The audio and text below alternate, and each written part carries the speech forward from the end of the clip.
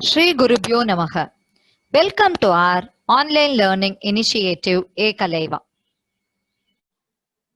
In the previous topic, we completed what is mutual induction and coefficient of mutual induction, and also we discussed about factors on which mutual inductance depends.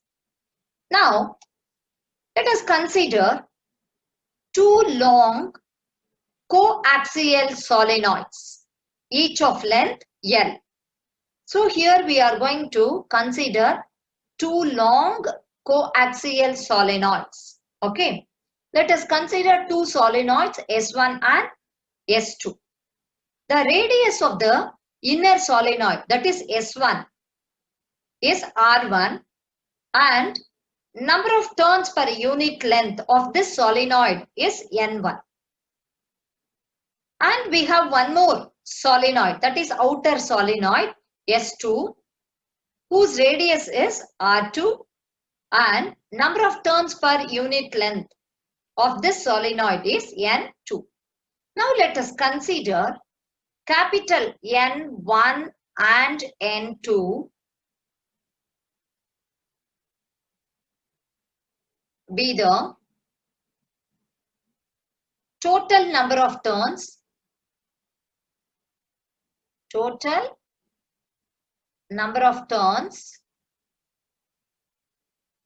of coils S1 and S2 respectively. Okay.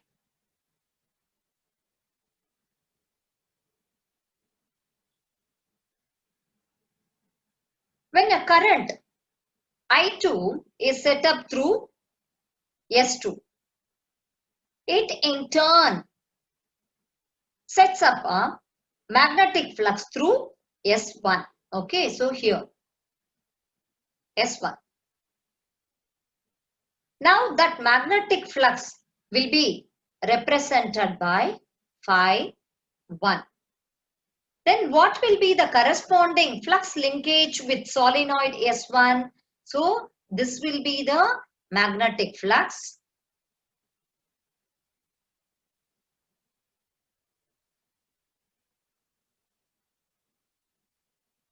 So the flux linkage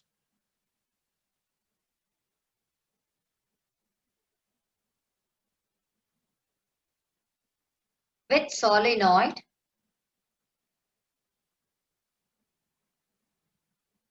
S1 is, you can write N1 phi 1 is equal to, flux linkage is represented by N1 phi 1 is equal to M12 I2, because this is due to current I2. So what is this M12, which is nothing but mutual inductance of solenoid S1 with respect to the solenoid S2. And you can also say this is as coefficient of mutual induction. Okay. Now we are going to calculate this. What is this? N1 phi 1. And now let us find what is the expression for this M12. Okay. So here, first let us find what is the magnetic field due to current I2. Okay. So magnetic field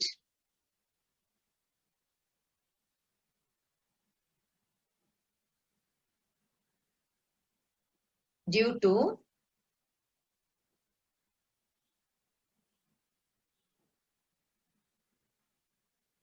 the current I2 in S2 is mu naught N2 I2.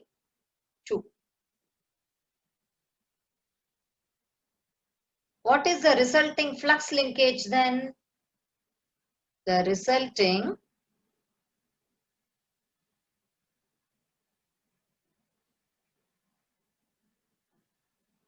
flux linkage with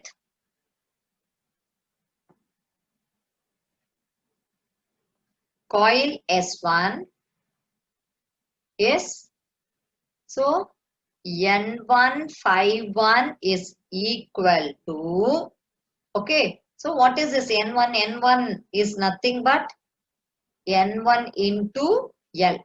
And similarly, we want to find what is this phi 1. Actually, we know that phi is equal to BA, okay, cos theta. So, what is this B here? That is magnetic flux. B mu naught N2 I 2.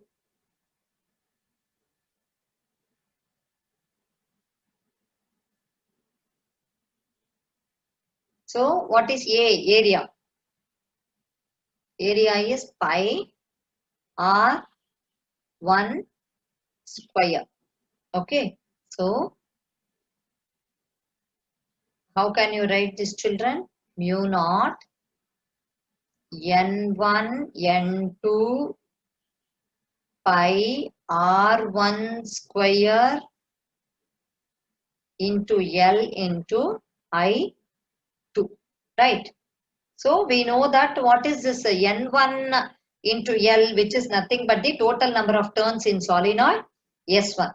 Okay. So, now you take these two equations, that is, this will be your equation 1 you just take, and this will be your equation number 2. So, compare these two, children, now. So, N1 phi 1. Okay, when you compare these two, what will you get here? What is M12? M12 is equal to mu naught N1 N2 pi R1 square into L. So, this is very, very, very important. Okay.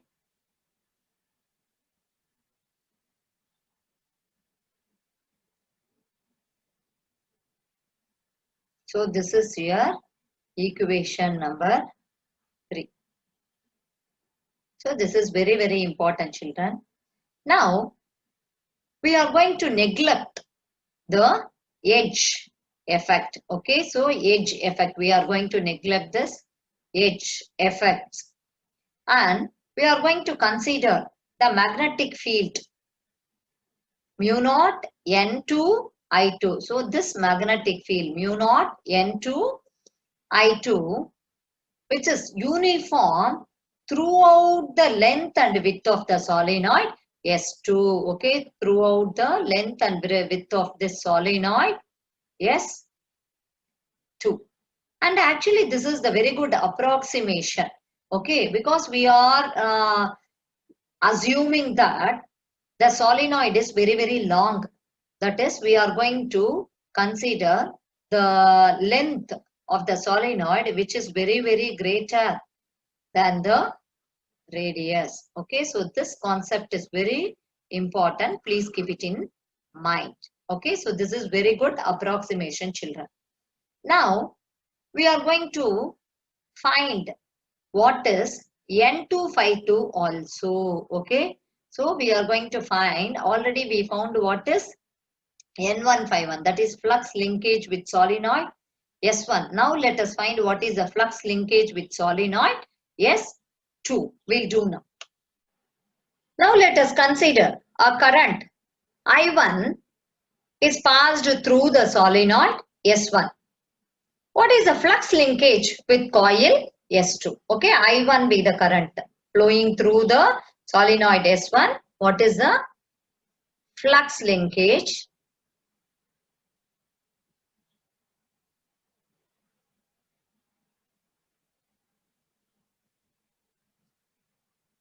with solenoid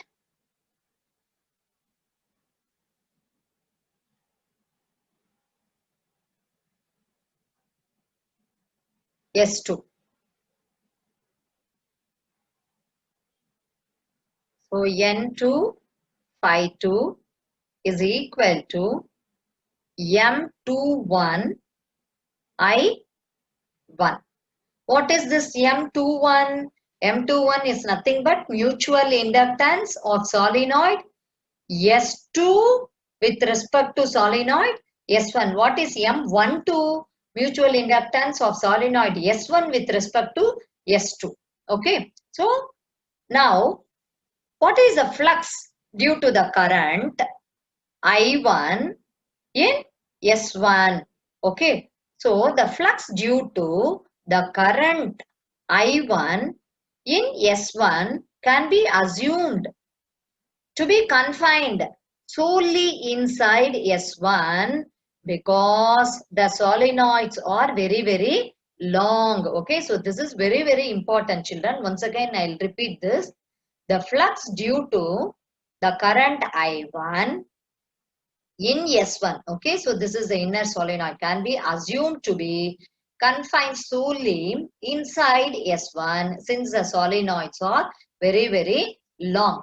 So the flux linkage with solenoid S2 is given by, we know that N252 is equal to N2L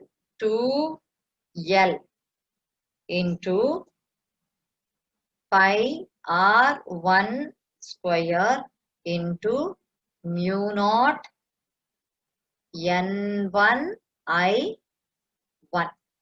Okay. So what is this N2L? N2L is the total number of turns of S2. Okay. So can we write it as mu naught N1 N2 N1 N2 pi R1 square L into I1. So what is this? This is N2 pi 2.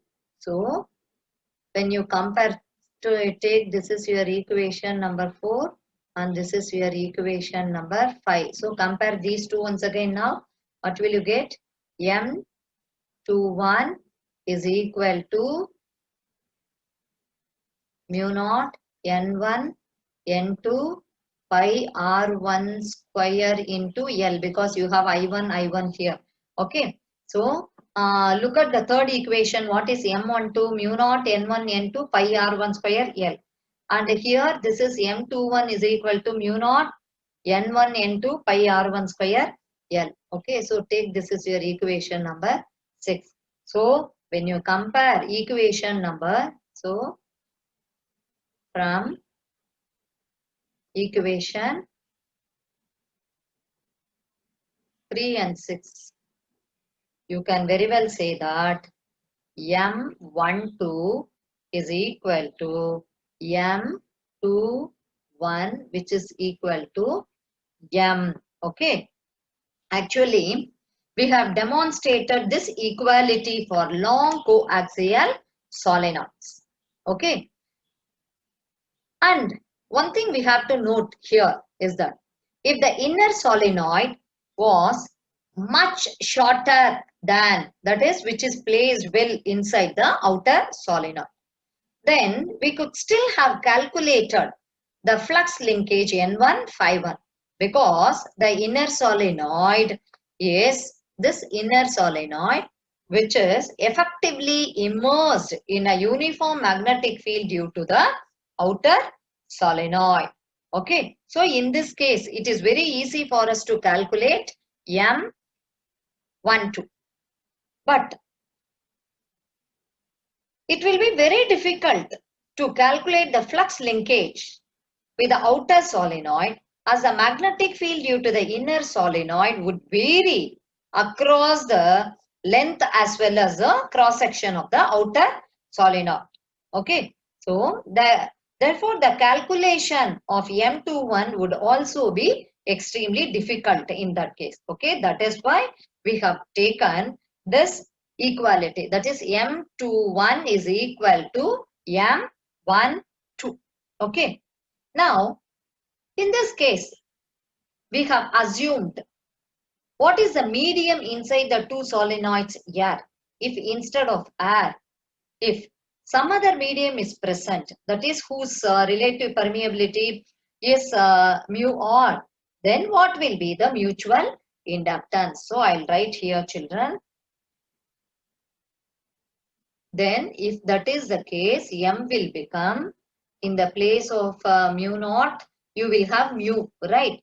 So you can write that mu r, mu naught, N1, N2, pi R1 square into L.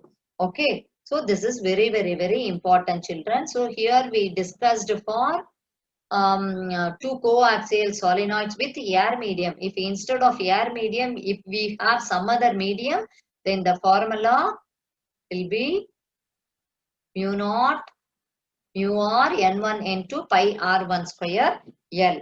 Okay. So, and already I told you that mutual inductance, which mainly depends on the separation between the two solenoid as well as their relative orientation. I hope you all of you understood the two topics. That is, one is self-induction and another one is mutual induction. In the next class, I am going to explain AC generator. Okay. Thank you, students.